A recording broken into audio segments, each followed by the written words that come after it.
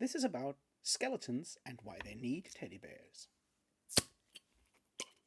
Cheers.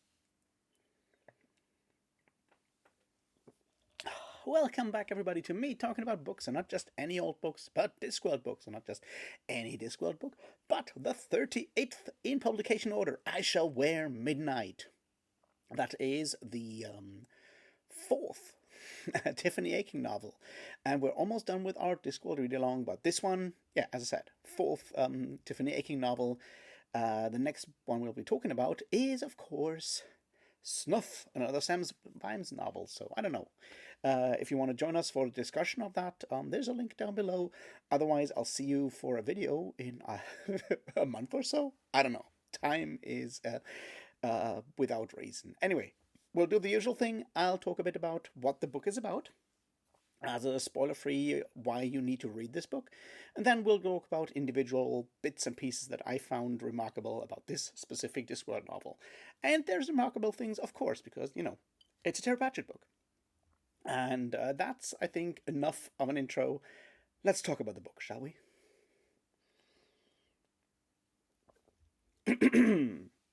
All right. I Shall Wear Midnight is, of course, the fourth Tiffany Aching book. It picks up from the previous one, The Wintersmith, and it does definitely make sense to read these others before. I know we talk about Discworld being mostly standalones, and even within most sub-series, you can totally jump in whenever you feel like it. I think with the Tiffany Aching novels, that is not necessarily the case. It is, once again, technically a book aimed at younger readers, children and maybe young adults. Tiffany Aching herself is 15 in this book. We've obviously been following her for a couple of years now, and she's grown older. However, it does once again deal with relatively mature themes and topics all over the place, just as you come to expect from Terry Pratchett. So be aware of that when you're handing it off to your children. It gets dark. Beyond that, what's it all about? Well, it's about Tiffany Aching finally coming to terms with becoming the Witch of the Chalk, with all the responsibilities that are piling onto her, and of course with the ongoing relationship, or not relationship, with Roland, son of the Baron, because they may have thought that they were in love once, but this may no longer be the case. All of these things kind of come to a head when, the Baron dies, the old Baron dies, and of course, a lot of other unpleasant things come out of the woodwork once again to threaten Tiffany and everyone around her. And the question is, of course, will she be able to defeat this new threat that comes from the outside? I'll let you find out when you read the book. So, yeah, go read it. Once again, it's a really good one. I don't think I like it as much as I do Wintersmith, but it's still a very, very strong book and has a lot of really interesting discussions in it. So go read it. Look, what you got to lose, right? It's a short book. It hits hard, and it still has a lot of really good jokes in it as well. So what you got to lose? And with that, I'll just have a bit of a beer, and then we'll talk about spoilers, right?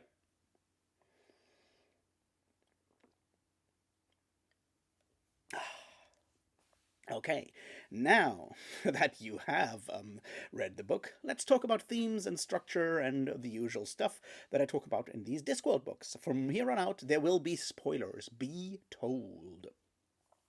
Alright, now here's an interesting thing, and I'll try to figure out how to go through this. This, I think, is a bit of a transitional book when it comes to Tiffany the child versus Tiffany the now more or less grown up person in a lot of ways. So there is a difference, I think, between what happened in, say, Wintersmith or the books before and what happens in this book. And there's a significance to something here that I'll come back to near the end. Remember from the previous books, Tiffany had a pendant of the silver horse or the white horse. Now we all know it has been drawn into the chalk and so forth. This book once again starts with not the white horse, although it gets mentioned, but also the giant that's also carved into the chalk, so it can be seen from far away. And that will be significant. That horse that was given to her by Roland is mentioned at the beginning. Keep that in mind. We'll come back to it near the end. So it's a transitional novel, and I think Pratchett does do a good job of deal with all of these different forms of transition throughout the novel. There is, of course, the first one, which is that Roland is now marrying someone else, Letitia, and not Tiffany. And there may be resentment there somewhere, or maybe not. We'll come back to that. There is, of course, also the transition of power from Roland's father, the Baron, to, well, Roland. And as I said, there are further, these moments of transition. I think they are something over this book, which kind of ties into that one quote that comes up several times in the books, like, you need to know where you come from, so you know where you are, so you know where you're going. And that is something that I think this book encapsulates in a lot of ways. That it's about Tiffany finding out where she comes from, so she figures out, or can figure out, where she wants to go in the future. That being said, let's start and talk about the violence, because I think it's tied into all of that. See, this book is about domestic violence in a lot of ways, or about violence and domestic abuse in several forms, and I think it's interesting how Pratchett approaches that in a very mature way. I may add. There is, of course, the household of family Petty, and on the surface, this is some of the most brutal shit I've ever encountered in books that were technically written for teenagers. Although there's a lot of violence and dark shit going on in YA books, nevertheless, this one's hard. With, just as a side note, old Farmer Petty beating his daughter so she loses her child, which dies. That's pretty fucked up shit, just, for a children's book. Um, but what I find interesting here is what comes with that, and how Pratchett develops that in the conversation that Tiffany has with her father, where her father explains that that Petty himself, well, had a hard childhood with being violently abused by his father and whipped in a way that went far beyond, the general physical punishment of everyone in that world, in Discworld at that time. I think that's an important aspect that Pratchett shows and points out, that those cycles of violence and abuse that are so dangerous and are still so much a part of our world as well, that it kind of comes from the older generation and is passed on. And with Father Petty's attempt at hanging himself, obviously he survives, and all the other elements around that, there is the idea that he is in fact trying to be a better person, but is struggling, and the question of whether there is redemption for that kind of stuff, there are ways to change for domestic abusers, I think is an interesting approach that Pratchett takes here. And I do very much applaud the level of nuance that comes to that. The idea that violence is the resort for people who don't understand, for people that are overwhelmed by reality, by all the questions and uncertainties that life throws at them. And I want you to keep that in mind, because there is something here. The overall official, so to speak, enemy of, or threat to Tiffany is obviously a different one. It's the cunning man, the undead spirit of a witch hunter, and violent fundamentalist witch hunter at that. And I think it's interesting how Pratchett builds that one up, because it, starts out with that witch hunter trying to not kill the witch, and then he gets wounded and decides to become the most violent of all witch hunters, and then becomes just this disembodied spirit of the hatred of the other, of the strange, of the things we can't understand. In a way, and Pratchett ties that back near the end, that's what makes, leads to so much of violence. It's our inability to understand and empathize with the other, whatever the other may be, and that leads to violence. It comes from fear and a lack of understanding. Once again, it's the not knowing where we are and not knowing where we came from, so we don't know where we're going, and then we're probably going wrong. It is built into this book in all these different approaches. Another one here, I think, and that's interesting how these themes tie together, is, of course, Letitia and Letitia's family, the family keepsake. When throughout the book, we learn, first of all, that, of course, Letitia's mother is not also a duchess from beyond that, before that, but was, in fact, a dancing girl that managed to marry a rich duke, which I guess is cool. Don't get me wrong, I'm fine with that.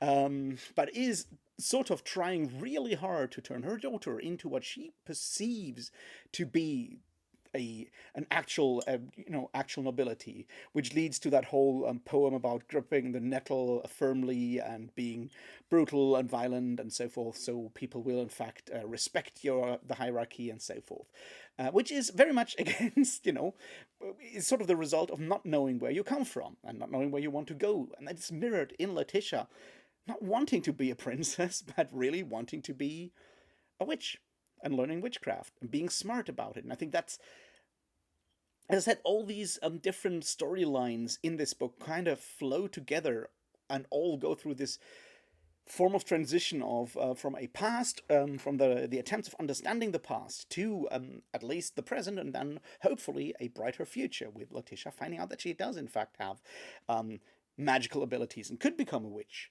even though she looks like a princess, whereas Tiffany did not even look like the witch and decided to become the witch.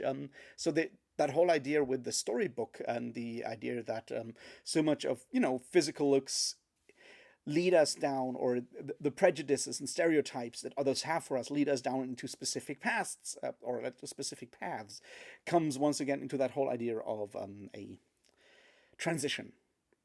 So now we've looked at most of these different transitions that happen. I think it's time to move on and have a bit, further look at the folklore and the ideas of the other, the fear, and of course the jokes. And there's a lot of folklore in here once again, which ties together with Pratchett's Afterword of the Author, where he talks about his growing up in a cottage with a tin bath on the outside, his coming up with the ideas of leaping into the fire, the hare leaping into the fire, and these different practices of agriculture and folklore that are peppered throughout the entirety of these Discworld novels in general and the Tiffany Aching books in particular. And I think it's important to see that here, because what Pratchett does with these books is very much that work of showing people potentially where they come from or what kind of place they come from, if that place is, of course, rural England. The idea of, the magical horseman's word, which was a secret society of people that know how to deal with heavy horses, plough horses.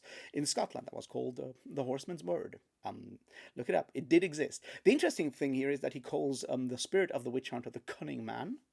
And cunning man, or cunning folk, was a title for those who did indeed practice folk magic in up to the 19th and even sometimes early 20th century. They were called the cunning folk.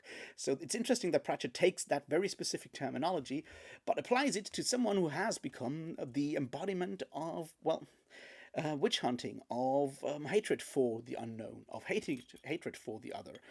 But nevertheless, he uses that terminology for a reason. Then we, of course, have the idea of jumping over the fire as a ritual for either marriage or, just a pledging of love. It's certainly something that you find in a lot of folk traditions, that during certain festivals, it is common usage for people to jump over the fire together if they are in love. It's sort of like a couples thing that you find in books of folklore from like the 19th century. So all of these bits and pieces come into the story that tells us about, how important it is to know your past, so you know your present and can figure out where you want to go in the future.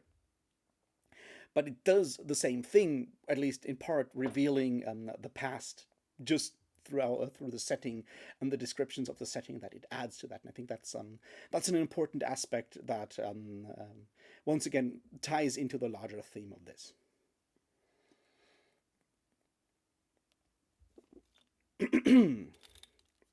Now let's look at some of the less dark elements in here. There's a lot of, once again, jokes and the idea of appearance or the lack of appearance, the idea of people being taken for someone they are not, with the Feagles doing the Feagle things. Even there, however, there's a sense of sincerity or seriousness that is not necessarily always within these books.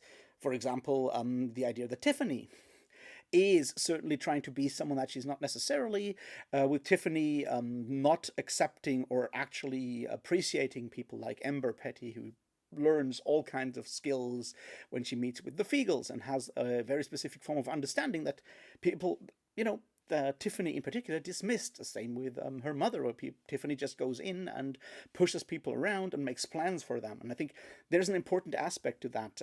There's obviously the saying from Granny Weatherwax from before, which goes into, that things get bad when you start treating people as things. And Tiffany starts doing that simply by everyone relying on her in a way that is not healthy.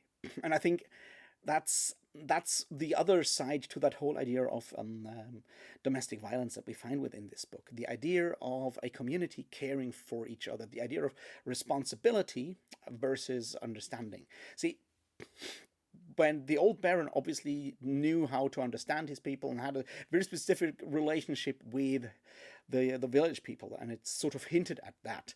But the idea is that people do have to look out for each other. Communities have to look out for each other, make sure that people, when they can't do something on their own, there are people around them who help them with that, and not just when things have gone too far and then you have like a lynch mob on your hand. There needs to be that understanding, that looking out for each other and looking out for the land and being part of that specific community, at least according to Terry Pratchett. And he does bring that up when it comes to Petties and the family around the Petties, or the community around the Petties not taking any action until it was too late. The Feagles looking out for the country, doing the same thing. The Baron, on the other hand, also the old one, doing that. And the Duchess and her daughter Letitia, teaching her daughter Letitia the wrong approach to that, because it's not about ruling the country, it's about being there sort of as a symbol and a form of understanding in a lot of ways. And I think that's very much Pratchett trying to construct an ideal society, or an ideal rural society in a lot of ways. And I think, yeah, it mostly works, at least for me. Which leads us to one or two other bits and pieces that I think are interesting before we try it all together, hopefully.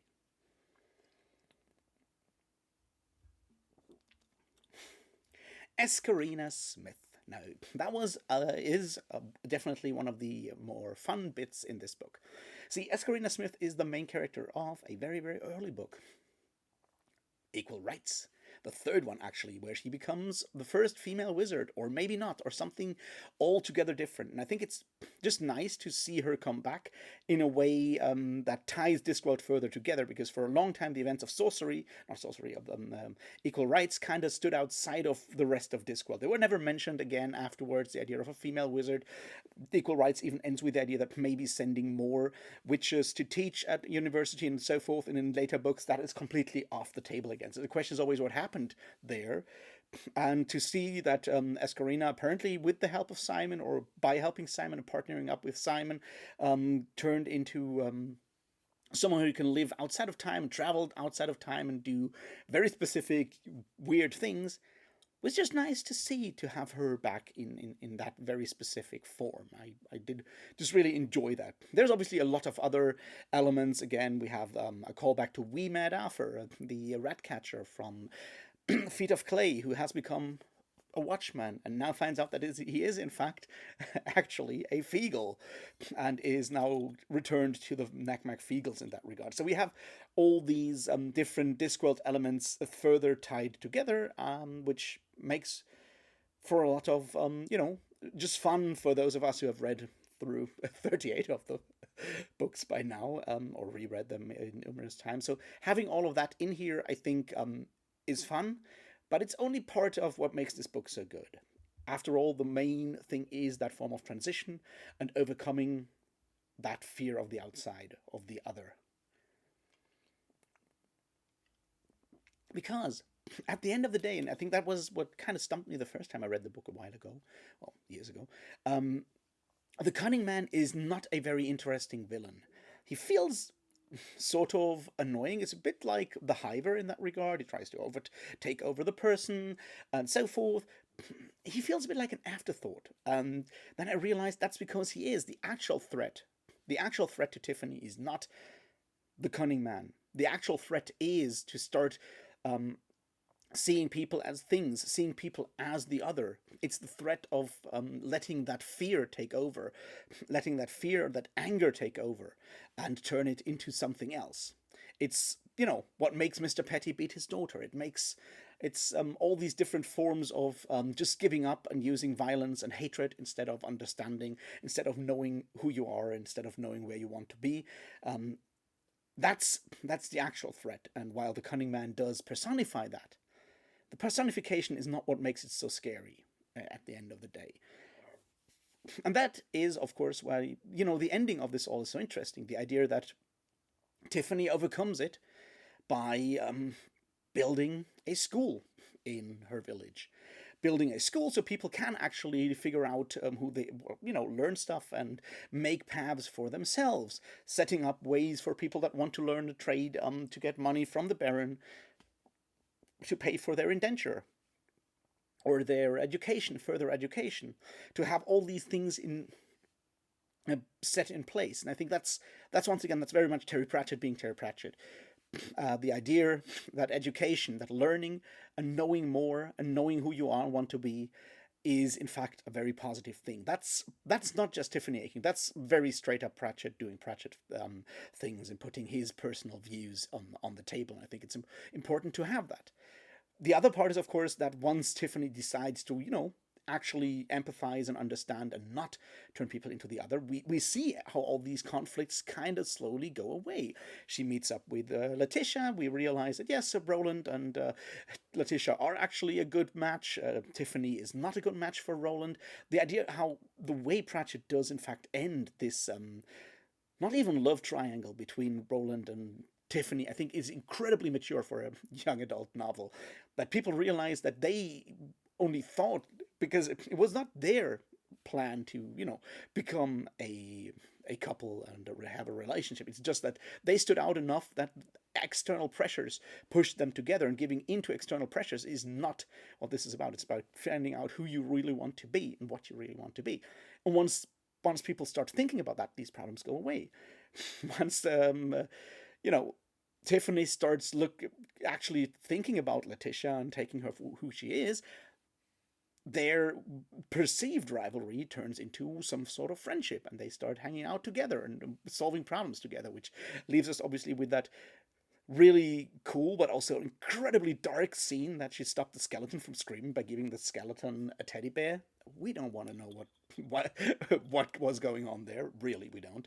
But it's interesting to see all of these moments in there, and that brings me to that final thing. See, turns out that Tiffany does still find someone she may start a relationship with. It's Preston, the highly intelligent guard who turns school teacher and later on becomes a doctor.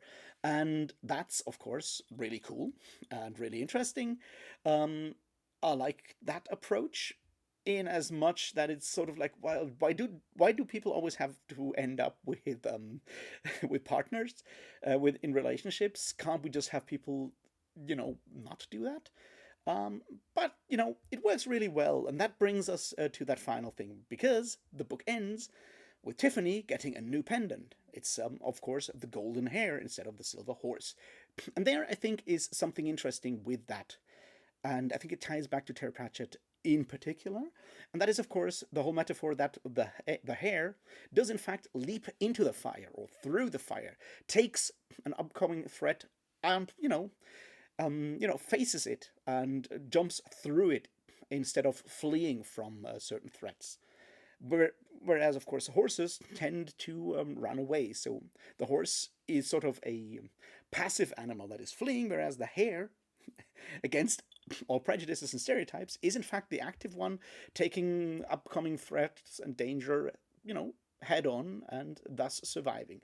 So Tiffany's symbol changes from the silver horse that encapsulates her home country, where she came from, and turns into the golden hare, which is who she wants to be. Someone who takes fire or the upcoming threats in the future head on and jumps through them in a way. And I think that's a very, very powerful, very interesting symbol to, or general like metaphor for the entire book, and the idea of transition from one state to another, from a past, leaving a past, fleeing from certain fears versus facing them. I think that's a very powerful metaphor there, and I think it's definitely, and it's hard to prove that, but it's also hard to not think about it that way.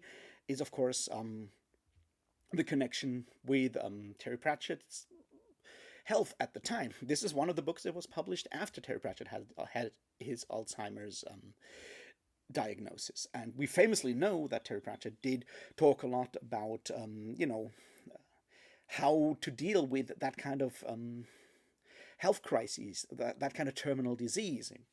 And he started at some point, taking it, facing it head on, and making documentaries about it, talking very much about assisted suicide and all these other things. And that's sort of around that time. So maybe that hair and jumping through the fire, taking it head on, is also a bit of a symbol for Terry Pratchett dealing with his personal situation at the time. I can't prove that, but it does feel good and right for me to think that way.